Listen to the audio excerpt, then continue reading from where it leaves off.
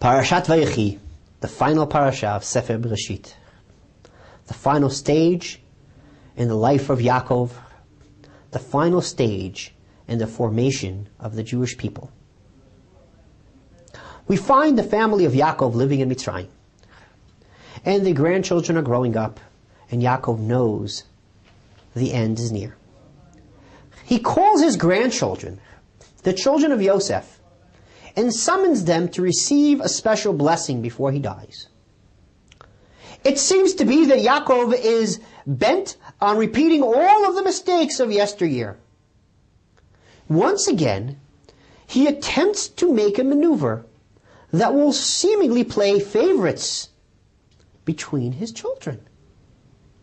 Ephraim and Manasseh kneel before him, and Yosef, from his perspective, appropriately places the eldest son on his right and the younger on his left.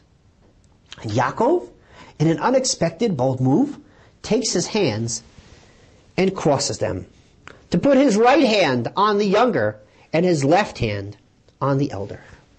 Yosef, horrified from the prospect of starting a new battle of jealousy between his children, reaches out to correct his father's hands, when Yaakov responds to him in a rather perplexing way, saying, "I know, my son, I know, but the younger will become greater than the elder."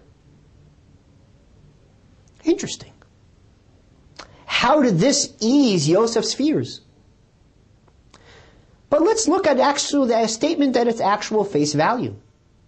How is it possible that Yaakov is foreseeing Ephraim to be greater than Manasseh? In what way? Chazal struggled with this idea. They tried to present perhaps the size of the Shevet, but that doesn't really work. They tried to present the contribution of the Shevet. We're not quite sure that works either. They tried to talk about the leaders that will emerge from the different tribes. Yes, in fact, Yehoshua does become the dominant leader that conquers the land, the heir of Moshe Rabbeinu, but the tribe of Manasseh had great shoftim and leaders from them as well. I would like to offer a different perspective, as Yaakov did, a backwards perspective, one that turns the picture all the way around. Perhaps a reflection on the names of the children will give us the true answer.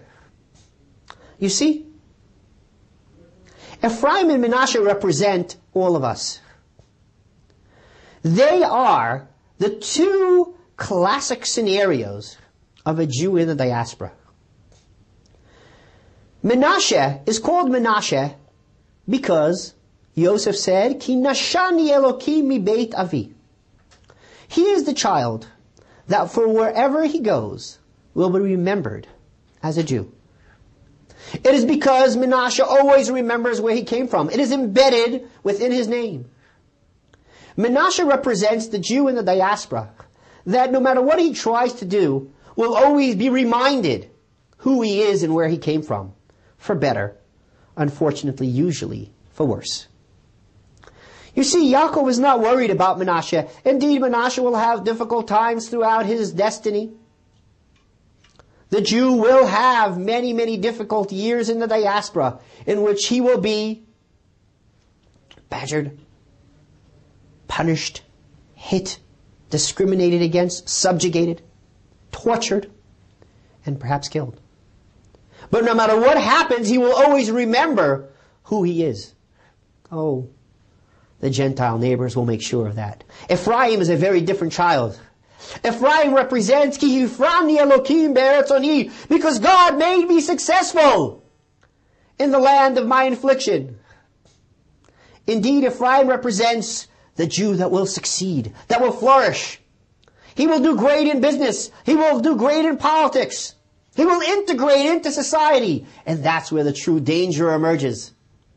Yaakov sees the greatness of Ephraim and he is petrified that in fact Ephraim is the one that is going to need the extra blessing. Ephraim needs the extra blessing not because he is greater in the sense that he has an edge on Manasseh. He needs the extra blessing because his success is his greatest source of danger. Because the Jew that succeeds in Galut, that succeeds in the diaspora, is in much greater danger of forgetting who he is and where he came from. He will be accepted, and that is the greatest source of danger for his future. Curiously, the Nevi'im throughout the generations referred to the 10 lost tribes as Ephraim. Habei yakir li Ephraim, my dear son Ephraim, who is lost in the diaspora, so lost in which it is difficult for us to even identify who he is. Yaakov, imparting the blessing to his children, blesses his grandchildren that they will forever stand together. As my grandfather, the Mezbesher Rebbe, said, he finishes his blessing with the words, V'yidgu larov b'kerav ha'aretz. May they be like fish amongst the land. Why fish, says the Rebbe? For a very simple reason. Every animal in the animal kingdom, once we identify it as a kosher animal, we must slaughter it in a particular unique way. But what happens if we slaughtered the animal, prepared it for food, and discovered when we opened up the animal that it has a puncture in its lung? Or what is called a sircha, some filth and dirt. Well, the animal is no longer kosher. We need to discard it. Fish is the only animal in the kingdom that once we identified it as a kosher fish, if it has the outer signs of a Jewish fish, when we open it up and discover some dirt and filth, the halakha is very clear. We are obligated to clean it out. We may not discard it. This is the blessing that Yaakov gives his grandchildren, the blessing in which all of us close our eyes before we go to sleep. The last words we utter are, V'yidgu larov b'kerav ha'aretz. May we be like fish amongst the land, that we are never discarded. No matter how far away we drift, no matter how difficult it is to identify us, if we are identified as part of Am Yisrael, we know that our brothers have an obligation to clean us out and purify us so we could once again join the nation.